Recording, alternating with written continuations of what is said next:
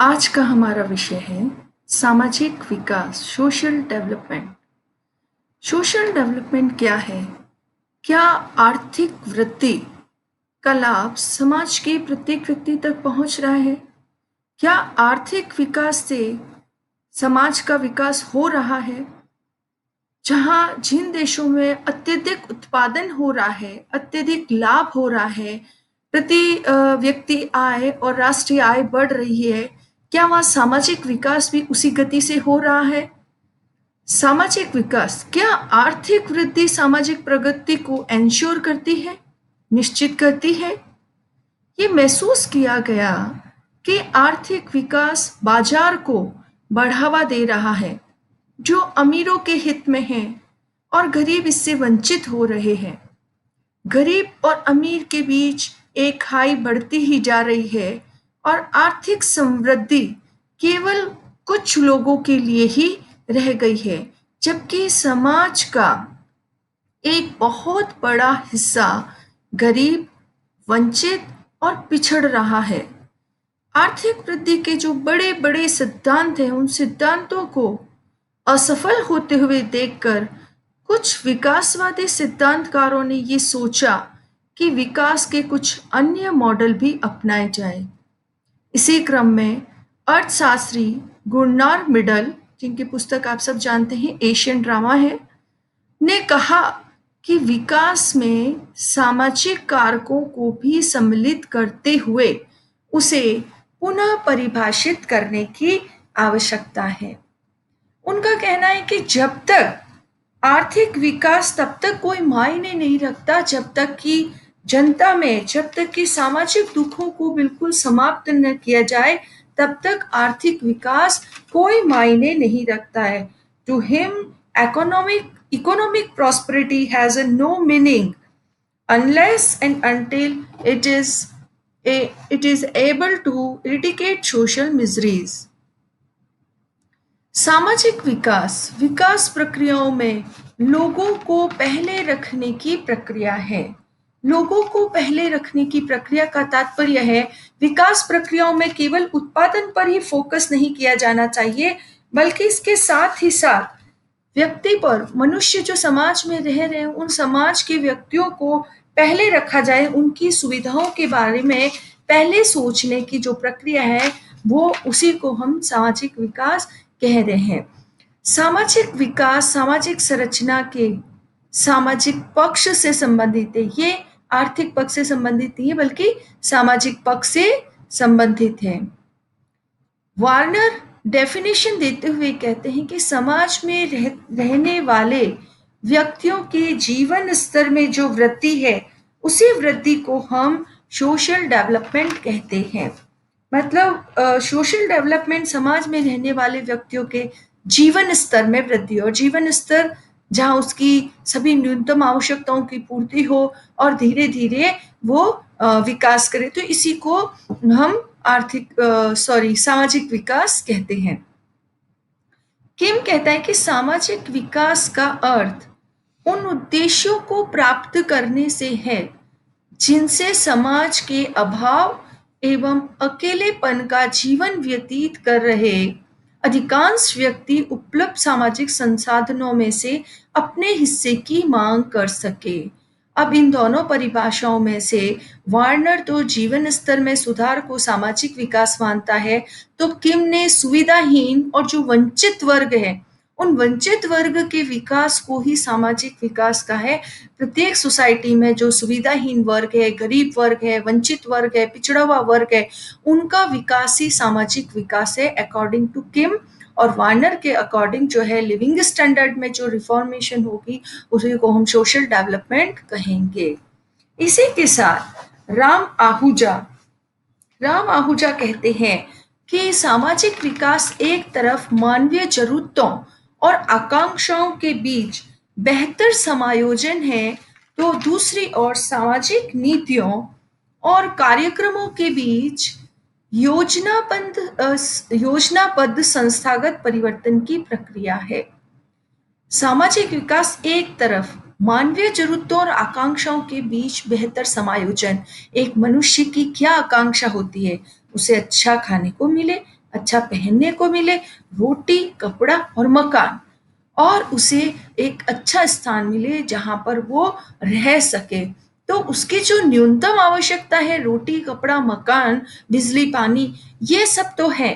तो उसकी आकांक्षाएं और ज़रूरतों के बीच समायोजन, और दूसरी तरफ सामाजिक नीतियों और कार्यक्रमों के बीच योजनाबद्ध संस्थागत परिवर्तन की प्रक्रिया को ही हम सामाजिक विकास कहते हैं। इसमें उन्होंने पूरी सोशल पॉलिसीज को इंक्लूड कर लिया है, social policies and social development programmes को भी उन्होंने इसमें इंक्लूड करते हुए अपनी इस डेफिनेशन को राम आहूजा जी ने दिया है, जो कि राजस्थान विश्वविद्यालय के समाजशास्त्र विभाग के ही प्रोफेसर रह चुके हैं, रिनॉन प्रोफेसर है, बहुत जाने माने प्रोफेसर रह चुके हैं।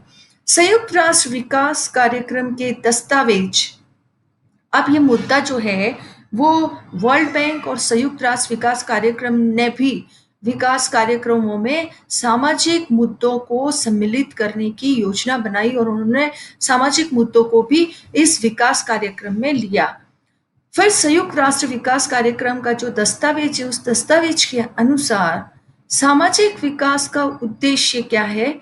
आय व धन का और अधिक समान वितरण, जिससे कि सामाजिक न्याय हो, गरीबी को समाप्त करना, उत्पादन क्षमता बढ़ाना, उसमें सुधार करना, स्वास्थ्य व पोषण, मकान और सामाजिक कल्याण योजनाएं असुविधाजन व्यक्तियों, समूहों और सदस्यों के लिए, ये सामाजिक विकास के सूचक बन गए।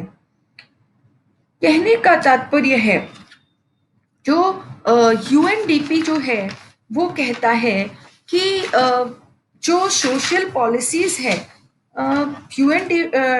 UN document claimed social development aims at bringing about a more equitable distribution of income or wealth for promoting social justice, alleviating poverty, maximizing productivity, employment, and expanding and improving facility for education, health, nutrition,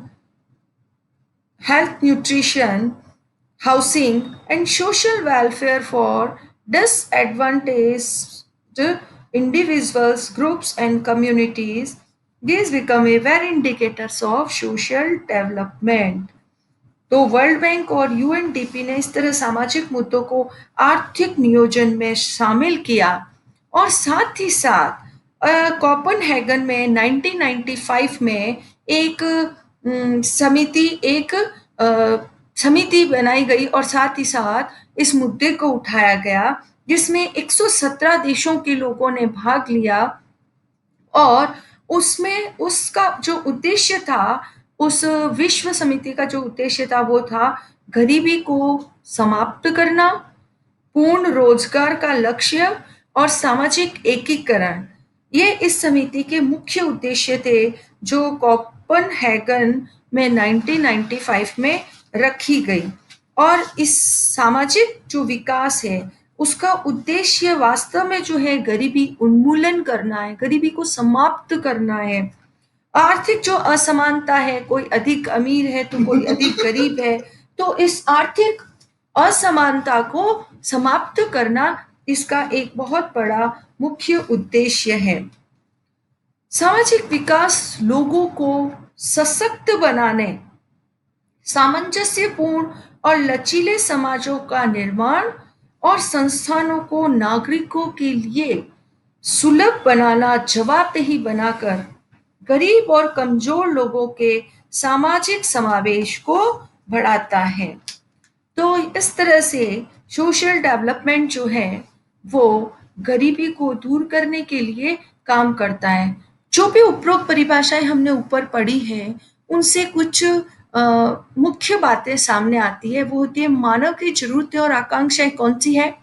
रोटी, कपड़ा, मकान, स्वास्थ्य, रोजगार, पीने का पानी, बिजली, शिक्षा, समानता, सम्मान, ये सब मनुष्य की जरूरतें हैं, आवश्यकताएं हैं, उसकी आकांक्षाएं हैं कि उसे स्वच्छ पानी मिले, स्वस्थ रहे, अच्छा मकान मिले, रोटी मिले, कपड़ा मिले, रोजगार मिले, बिजली मिले, शिक्षा मिले, समानता मिले और साथ ही साथ समाज में सम्मान मिले।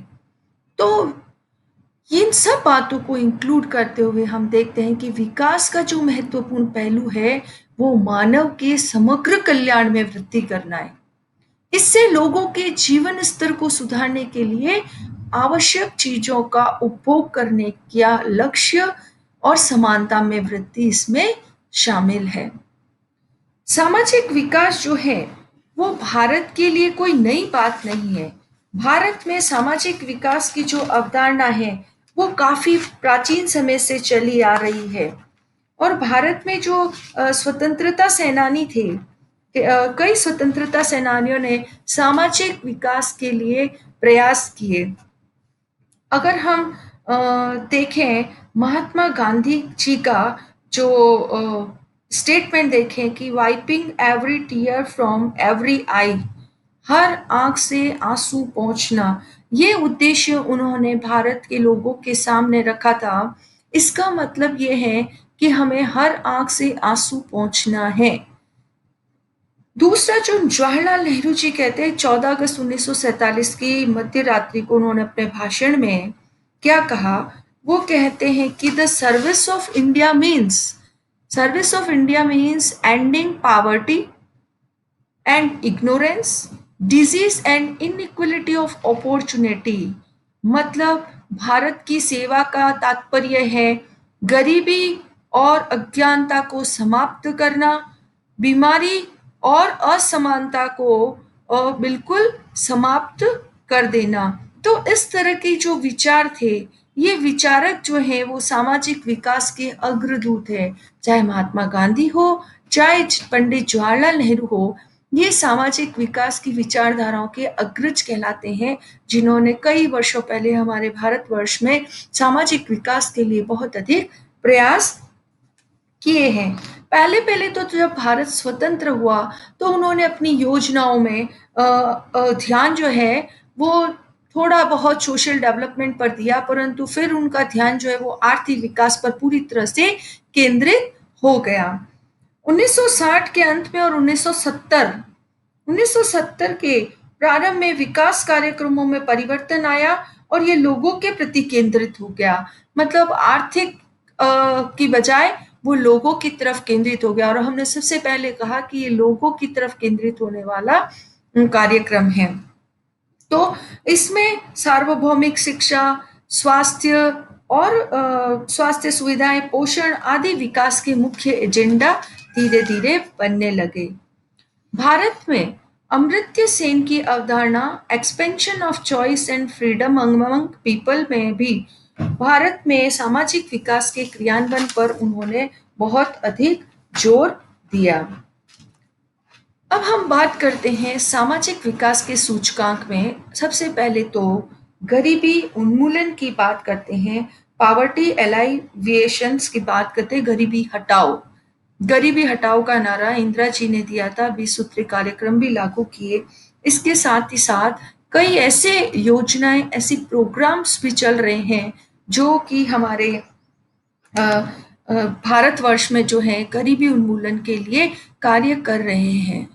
उच्च साक्षरता जो है, शिक्षा का अधिकार अधिनियम 2009, जो ये प्रत्येक भारत के नागरिक को 14 वर्ष से कम है उनको मुफ्त और शिक्षा जो है उसका प्रावधान करता है। प्रत्येक भारत का बच्चा, चाहे वो लड़का हो चाहे लड़की हो, उसको शिक्षा का पूर्ण रूप से अधिकार प्राप्त है। सामाजिक न्याय, अवसरों का समान वितरण। जो भी किसी भी देश में सामाजिक विकास तब माना जाता है जब वहाँ अवसरों का समान वितरण हो और न्याय भी सबको समान रूप से मिले। किसी भी जाति, धर्म या प्रजाति के आधार पर उन्हें अवसरों से वंचित न किया जाए और न्याय का जो भी वितरण है वो भी उनके साथ बराबर हो। किसी भी प्रजाति, धर्म या जाति के आधार पर उनको न्याय से वंचित न किया जाए। तो ये भी जो है वो सामाजिक विकास का एक बहुत बड़ा पैमाना है। समाज कल्याण सुविधाओं में सुधार, जिसमें रोटी के लिए हम देखते हैं कि पोषण के लिए क्या है, खाद्य सुरक्षा जो है अधिनियम बना है, ये एक मूल अधिकार है संविधान के अनुच्छेद 21 के अंतर्गत। इसलिए राष्ट्रीय खाद्य सुरक्षा अधिनियम 2013 भी पारित हो चुका है, जिसमें 75% ग्रामीण और 50% शहरी जो कि गरीबी रेखा के नीचे जीवन यापन कर रहे हैं, उनको अनाज मिलता है प्रति माह। तो ये खाद्य सुरक्षा अधिनियम, आंगनवाड़ियों में बच्चों को पोषाहार मिलता है, गर्भवती महिलाओं को पोषाहार मिलता है, स्कूलों में बच्चों को मिड डे मील मिलता है। ये सब ऐसी कल्याण व्यवस्थाएं हैं। विकलांगों के लिए सुविधाएं, रोजगार में उनके स्थान सुरक्षित करना, तो ये सब समाज कल्याण सुविधा है। या कोई विधवा है तो उसके लिए पेंशन की व्यवस्था करना, उसका स्थान सुरक्षित करना नौकरी में, तो समाज कल्याण सुविधाओं के अंतर्गत आता है। एक सुरक्षित वातावरण प्रोवाइड करवाना, जहां अपराध कम से कम हो, जहां एक महिला या एक नागरिक सुरक्षित रूप से एक स्थान से दूसरे स्थान आ जा सकते हो, तो एक भयमुक्त वातावरण, एक अपराध रहित वातावरण का निर्माण करना, जिससे कि क्या हो, एक नागरिक अपने आप को बहुत सुरक्षित महसूस कर सके। तो इस तरह से व्यवस्था करना, पुलिस की और न्याय की व्यवस्था करना, जिससे कि उस समाज के, उस देश के नागरिक अपने आप को सुरक्षित महसूस करें। व्यक्तिगत विकास का अवसर, इसका तात्पर्य है जैसे कि प्राचीन समय में होता था, जाति के आधार पर ही आप अपना ऑक्यूपेशन सेलेक्ट कर सकते थे। अब ऐसा नहीं है। व्यक्ति अपनी योग्यता के आधार पर अपने जीवन में डेवलपमेंट कर सकता है, उस व्यवसाय को चयन कर सकता है जिसमें उसकी रुचि हो, जो जिसकी वो योग्यता रखता हो। तो योग्यता के आधार पर भी व्यक्तिगत विकास का अवसर जिस समाज में, जिस राष्ट्र में मिलता है, वो सामाजिक विकास करता है। बुढ़ापे में स्वास्थ्य की सुरक्षा, तो जो बुजुर्ग हैं, बुजुर्ग, आप इसमें एजिंग वाले पेपर में इसको डिटेल में भी पढ़ेंगे कि बुढ़ापे में सरकार के द्वारा क्या क्या सुविधाएं की गई है। अगर कोई विधवा ऐसी है जिसका पति किसी गवर्नमेंट सर्वेंट नहीं था, फिर उसको भी पेंशन की सुविधा करना, पेंशन की सुविधाएं करना, जो कि सरकारी नौकरी में नहीं थे उनके लिए प्रति माह पेंशन की सुविधा, स्वास्थ्य सुविधा, निशुल्क दवा वितरण जैसे हमारे राजस्थान राज्य में है, जहाँ सभी को बिना किसी असमानता के सभी को समान रूप से दवाओं की जो है सुविधाएं उपलब्ध होती है। तो बुजुर्गों के लिए बैंक में सुविधाएं, स्वास्थ्य की सुविधाएं, पेंशन की सुविधाएं, तो जहाँ उनके भी सुरक्षा का, स्वास्थ्य का ख्याल रखा जाता है, तो वो समाज विकास करता है। समाज के कमजोर वर्गों का उत्थान, जैसे कि जनजातीय समाज, कई ऐसे जनजातीय समाज है जो आज भी आदिम अवस्था में है, पिछड़ी अवस्था में रह रहे हैं, जैसे गाडोल या लुहार एक स्थान से दूसरे स्थान पर घुमक्कड़ जीवन व्यतीत कर रहे हैं। हम सब जानते हैं कि आज अभी के समय में कोविड-19 के तहत उनको कितनी अधिक मुश्किलों का सामना करना पड़ रहा होगा, वो किन-किन मुश्किलात से गुजर रहे होंगे। तो ऐसी कई जनजातियां हैं जो आज भी आदिम अवस्था में रह रही है और ऐसे दुर्गम स्थानों पर रह रही है। तो समाज को उनका कमजोर वर्गों का उत्थान करना है। शूद्र जाति के जो लोग हैं, एससी, एसटी और अन्य पिछड़े वर्ग, इन सब का उत्थान करना है। महिलाएं भी जो है एक तरह से कमजोर वर्ग है, तो कई महिलाओं के साथ अन्याय हो रहा है, तो महिलाओं का भी उत्थान इसमें एक महत्वपूर्ण पक्ष है। जीवन की विभिन्न आकस्मिकताओं से सुरक्षा प्रदान करना, कई ऐसी दुर्घटनाएं घटित हो जाती है, तो उस समय सरकार के द्वारा या उस समय उस देश या राष्ट्र की ऐसी सोशल पॉलिसीज होती है, उन सोशल पॉलिसीज से उनको सुरक्षा देना। पहले तो क्या था, जाति पंचायत होती थी, जाति के लोग होते थे, अगर किसी व्यक्ति के घर में अगर असुरक्षा होती तो जाति उसकी मदद के लिए आगे आती थी। अब आज के समय में जो है वो जजमानी व्यवस्थाएं हैं, या हम कह सकते हैं कि अब व्यक्ति जो है वो आधुनिक हो गया है और दूर दराज स्थानों में नौकरी कर रहा है, तो व्यवसाय कर रहा है, तो ऐसे में उसकी सुरक्षा का जो दायित्व है वो राज्य का है। तो राज्य ऐसी स्थितियों में उनको विभिन्न आकस्मिकताओं में, दुर्घटनाओं में उनको सुरक्षा प्रदान करती है। तो ये एक सामाजिक विकास का द्योतक कहलाता है। जीवन को बनाए रखने के लिए न्यूनतम वस्तुओं और सेवाओं तक पहुंच और संवर्धन। न्यूनतम सेवाएं जैसे कि स्वास्थ्य, शिक्षा, रोटी, कपड़ा और मकान आज हम सब जानते हैं, जैसे जैसे औद्योगिकीकरण, इंडस्ट्रियलाइजेशन बढ़ा, वैसे वैसे गांवों के कुटीर उद्योग धंधे समाप्त हो गए। गांवों के कई लोग शहरों में आकर रहने लगे और क्या बढ़ गया? नगरीकरण बढ़ गया। नगरीकरण का एक सबसे बड़ा दुष्परिणाम जो हुआ वो है गंदी बस्तियों का डेवलपमेंट। बहुत सारे स्लम्स डेवलप हो गए और लोग वहाँ ऐसा नारकीय जीवन जीने के लिए मजबूर है, जहाँ जो न्यूनतम सुविधाएं भी नहीं है, जहाँ पानी नहीं है, जहाँ बिजली नहीं है, वहाँ लोग एक कमरे में 10-10, 12-12 लोग जीवन व्यतीत करने के लिए मजबूर हो गए हैं। तो जीवन को बनाए रखने के लिए जो न्यूनतम वस्तुएं हैं और सीमाओं तक पहुंच और संवर्धन, ये एक सामाजिक विकास का बहुत बड़ा पहलू है। तो ऐसे लोगों को पुनः उनको पुनर्वासित करना, मतलब उनको पुनः दूसरे सही स्थानों पर उनको आवास देना, उनको गंदी बस्तियों से निकाल कर एक अच्छे आवास तक पहुंचाना, उनको सभी सुख सुविधाएं पहुंचाना, ये सब सरकार का उद्देश्य है। और इसी उद्देश्य के साथ उन्होंने आंगनवाड़ी सेंटर गंदी बस्तियों में चालू किए हैं। वहाँ उनके बच्चों को शिक्षा दी जाती है, उनके बच्चों को जो है पोषाहार दिया जाता है, उनके बच्चों का टीकाकरण लगाया जाता है। तो ये सब सामाजिक विकास के अंतर्गत आता है।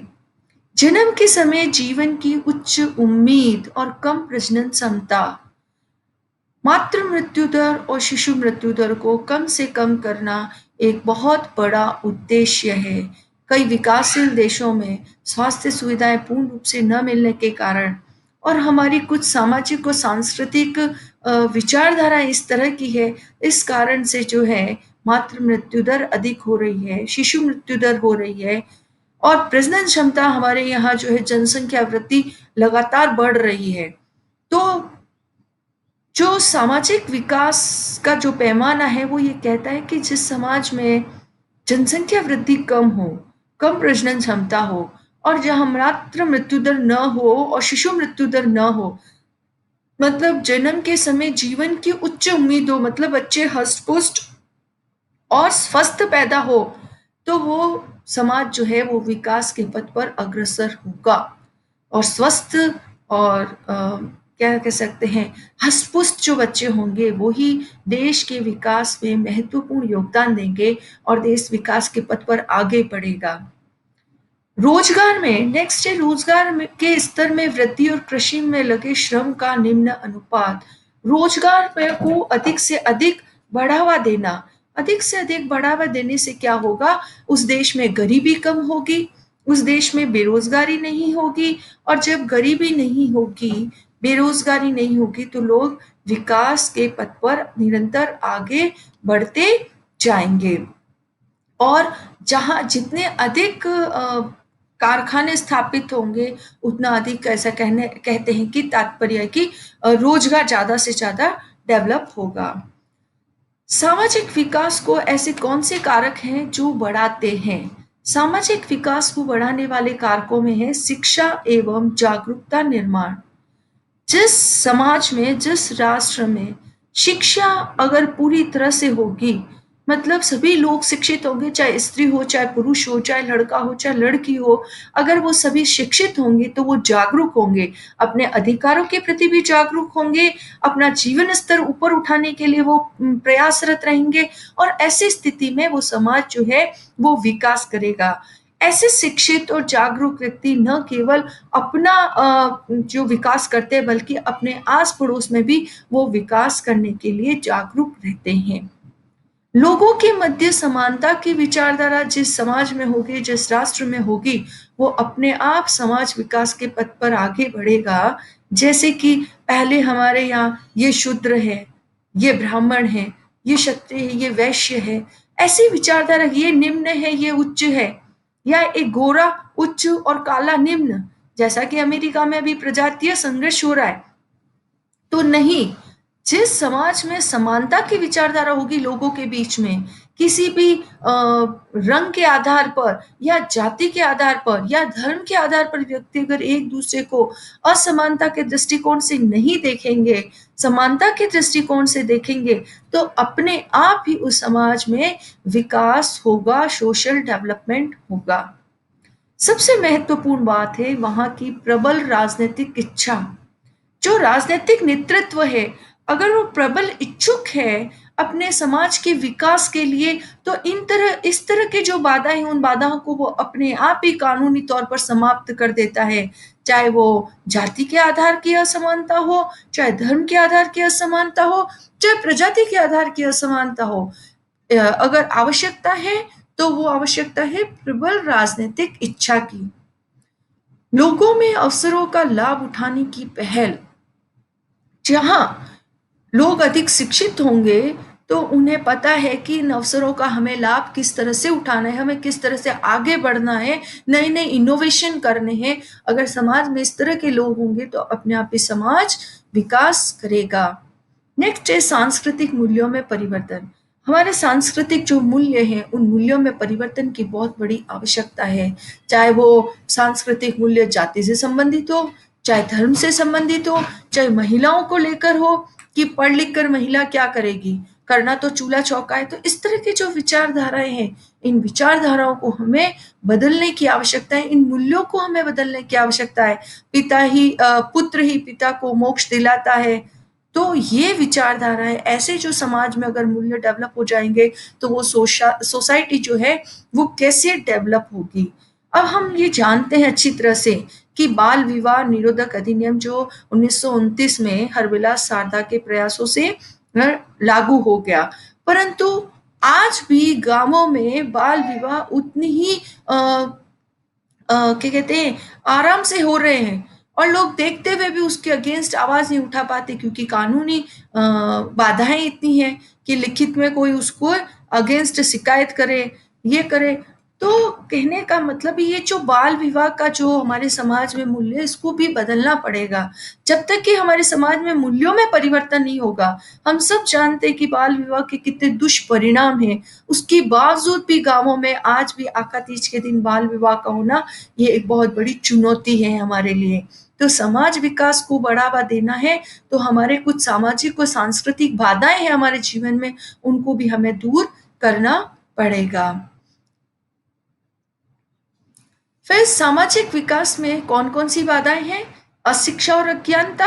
अशिक्षा और अज्ञानता हम सब जानते हैं कि शिक्षा जो है वो ज्ञान के द्वार खोलती है, और अशिक्षा जो है वो सब द्वार बंद कर देती है। अशिक्षा और अज्ञानता जो है हमें गलत मार्ग पर ले जाती है। हम ये सोचने और समझने के लिए, उसके जो उछले पक्ष है उसकी तरफ सोचने के लिए हम बिल्कुल भी तैयार नहीं होते, और अपनी रूढ़ी को बांधे हुए अड़िग रहते हैं कि नहीं, हम तो इसी तरह से, क्योंकि हम पहले समय से करते आए हैं, तो अब भी हम इस तरह के कार्य करते रहेंगे। इससे क्या होगा, समाज के विकास में बाधाएं उत्पन्न होंगी। राजनीतिक जब चुनाव आते हैं, तब तो बहुत बड़े बड़े वादे किए जाते हैं, परंतु उन वादों को पूरी तरह से निष्ठा के साथ जब नहीं पूरा किया जाता है, तो समाज का विकास नहीं हो पाता है। लोगों की उदासीनता। लोग कहते हैं हमें इससे क्या लेना देना है। मृत्यु भोज पर गांवों में एक व्यक्ति बहुत बड़े पैमाने पर पैसा उधार लेकर और कई गांवों को बुलाकर 7 गांवों में अपने पिता की मृत्यु का भोज करता है। उससे वो कई वर्षों के लिए कर्ज में डूब जाता है। क्या ऐसी रूढ़िवादिता सही है? क्या इस तरह की हमारी परंपराएं हैं, क्या वो समाज के विकास में सहयोग दे सकती है? नहीं। तो हमें उदासीनता नहीं रखनी है। हमारा भी कुछ उत्तरदायित्व होता है, लोगों का भी कुछ उत्तरदायित्व होता है कि समाज में ऐसी कुरीतियों को समाप्त किया जाए, ताकि समाज विकास के पथ पर आगे बढ़ सके। कई ऐसी सामाजिक संस्थाएं, जैसे जाति है, जैसे प्रजाति है, जैसे धर्म है, तो ऐसी कई संस्थाएं हैं जो सामाजिक विकास के मार्ग में बाधाएं उत्पन्न करती है। तो हमें उनसे बाहर निकलना है, और उससे आगे चलकर भी कुछ सोचना है। और सांस्कृतिक रूढ़िवाद की अभी मैंने आपसे जो बात कही है कि महिलाएं क्या है, चार दीवारी के अंदर बंद रखने के लिए है, ये गलत है। उनको भी शिक्षा का उतना ही अधिकार मिलना चाहिए, उनको भी विकास के उतने ही अवसर मिलने चाहिए, जिससे कि वो आगे चलकर हमारे राष्ट्र निर्माण में जो है वो पूरा पूरा सहयोग दे सके। तो ये आपका सामाजिक विकास का टॉपिक कंप्लीट होता है।